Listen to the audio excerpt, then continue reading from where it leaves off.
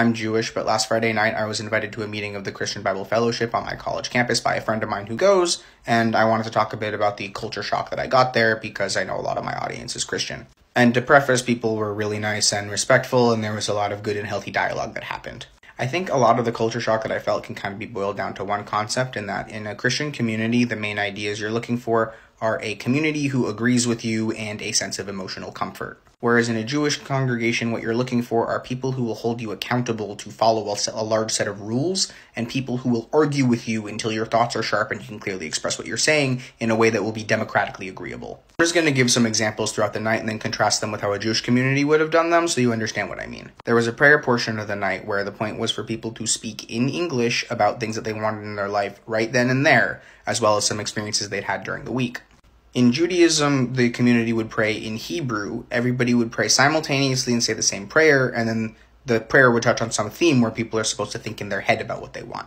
The way that the rest of the night was structured was that the pastor gave a short slideshow presentation on the idea of spiritual gifts, just that God gives you gifts, and then you're supposed to use them to further the church. We briefly read two biblical passages, one in Romans and one in Corinthians, that were supposed to serve as the doctrinal basis for this idea. Then the majority of the people in the room took a short quiz detailing which spiritual gifts you have and which ones you're good at and which ones you're bad at. And then we broke out into a small group discussion where everybody talked about their spiritual gifts and how they can use them to further their community. In Judaism, we wouldn't have glossed over the passages like that. Instead, we would have argued with the pastor about what the definition of a spiritual gift is in our small group discussions. Another big thing that was kind of difficult for me to swallow was that in Christianity, the standard for communal definitions of theological concepts is much lower.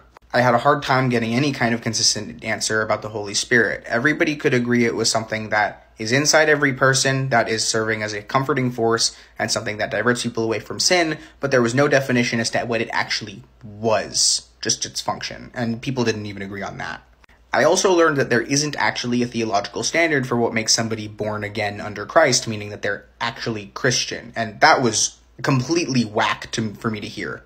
And really, I think there's just one massive theological difference that spawns all of this. In Christianity, the main defining event of the entire religion is that Jesus was on the cross for people's sins, and God is supposed to forgive you for everything. And in Judaism, the main defining point of the entire religion is that on Mount Sinai, God gave Moses a book full of rules and told people to follow them. In Christianity, God comes down in human form and heals people, so you focus on humans and feeling good. But in Judaism, the very idea that God could take on a form that would be viewable by humans is already sacrilege. In Judaism, the rules and understanding those rules are the closest thing we have to a representation of God, so we stick to them.